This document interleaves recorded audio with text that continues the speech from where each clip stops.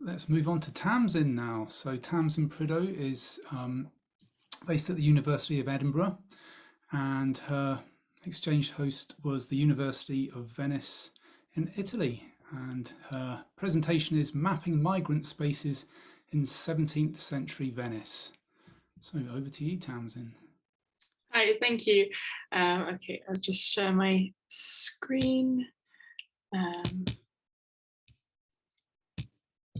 Okay, so as you can see, my project talks about migrant spaces and mobility in 16th and 17th century Venice. And on this first slide, you can see a building which is called the Fondaco dei Turchi.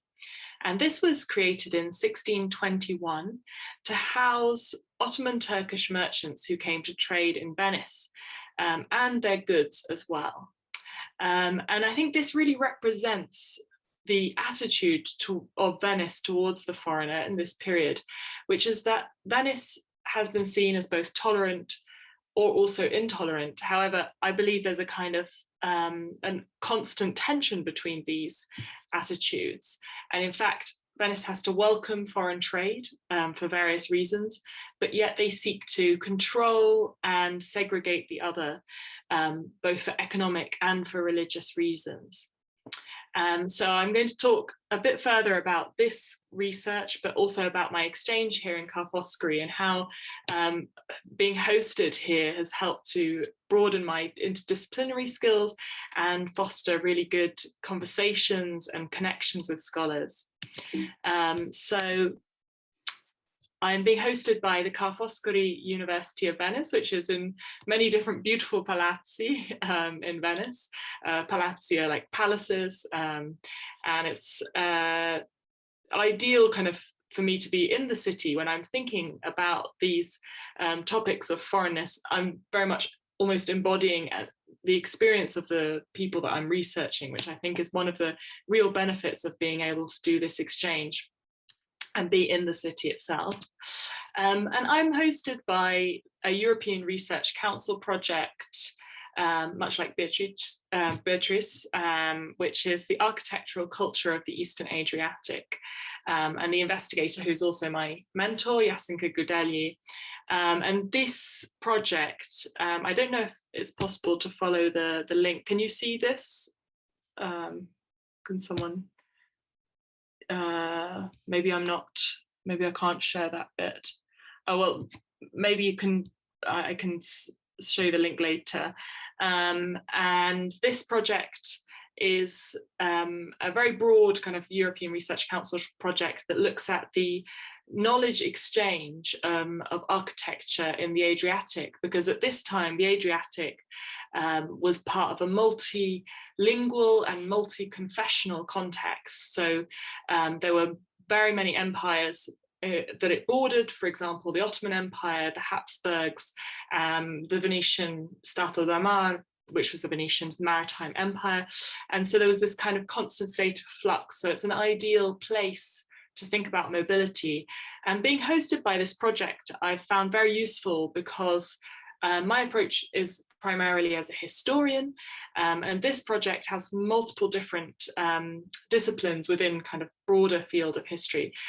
So architectural historians, art historians, philologists, book historians, and having conversations with them in their sort of bi-monthly meetings and monthly seminar and workshops has been really useful to kind of broaden my thought processes about space and about architecture, but also to, I think, hopefully to share my perspective on political negotiation and archival research, which is also really important for this topic.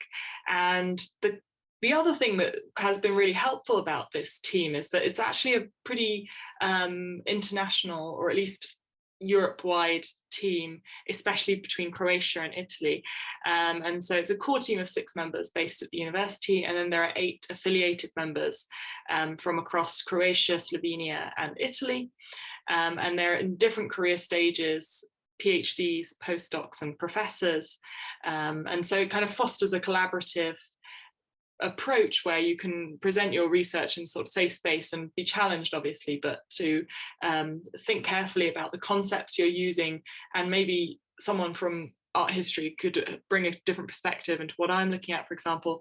And we've been collaborating on a database which tracks various architectural projects that were initiated by different governments of different regions during the 16th and 17th centuries. So that would be churches, municipal buildings, and this project seeks to look at how the knowledge exchange for that worked through architects and also through materials moving across the Adriatic. And so why did I choose Venice for my research? I mean, I did this a long time ago because I finished my PhD now. So, and this was on Venice. Venice was a key trading hub for East-West trade in the medieval and early modern period. And it built its entire reputation on trade.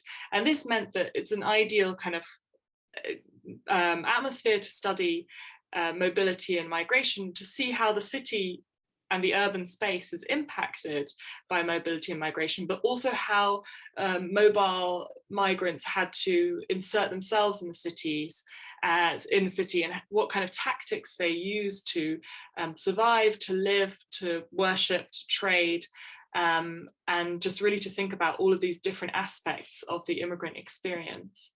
Venice had a maritime empire, and so it naturally drew in many of its subjects from its colonies in Greece and Croatia, although this diminished over time. And it relied on the industry of foreign merchants, artisans, and laborers because it was so isolated in the middle of the sea. And this painting, I think, is ideal for showing this aspect, because you can see in the painting, this is a painting of a miracle. However, the miracle itself is not very important. What is important is the social and economic context. They're building the Rialto Bridge. I don't know if you can see this sort of bridge structure that is sort of half finished, and that's in order to enable huge amounts of commerce to take place, because it connects the seat of government areas on one side of the Grand Canal over in St. Mark's Square to the commercial centre of the Rialto Market on the other side of the Grand Canal. And this big Fondacor, which is another building housing German merchants just behind the Rialto Bridge. And in the painting itself, it's quite famous because it depicts two gondoliers of North African descent, but they are carrying out a very Venetian trade, which is to be a gondolier. I mean, you have to be sort of Venetian for that, as Venetian as you can be as a non-elite at the time. And Venice was famous for its various sort of segregated dwellings for minorities, which have been studied, although the Casa degli Armeni was not a forced segregated space. It was an Armenian hostelry, but Armenians were allowed to live where they liked in the city due to religious reasons. And so there are all these different religious, economic, and social contexts to migration, which I think are really important for our understanding of how these kind of topics continue to be debated today. And I'm thinking now more about mapping the city and how the space works, and how proximity is important. So you can see that obviously the Jewish ghettos are situated really far away from the center, the economic center of Venice, which is the Rialto. It's the furthest possible place it can be from the Doge's palace. And this is due to the kind of the status that Jews had in the early modern world, in Europe in particular, as outsiders. And then, however, these institutional spaces have been researched. My approach is kind of comparative, so it's bringing things together. But I wanted to think quite a lot about non-institutional spaces and encounters. And this is quite hard to do because, as we know, if anyone's ever dealt with kind of archives, but these issues, publishing and the talk we had this morning, there is a kind of issue of documentation and power. And a lot of what we know about the past is from official documentation, which means it's more difficult to understand how non-institutional space and encounter worked. And so I've been using archival materials for this and mining them in a way that I can track various spaces. So I'm looking particularly at the Armenian community because they're very, very under-researched. And I went through some civil and criminal trials, and these are brilliant because each witness, there's like 20 to 30 witnesses, and each witness has to say where they're from in the city. So where they're from originally.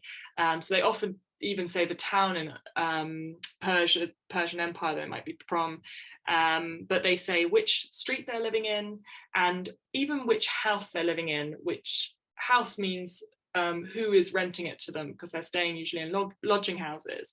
And so I'm compiling like this long list, and I've been able to actually visualize in the city where all these people are living and all these encounters are taking place, and how space has a really big impact on social networks that are forming at the time.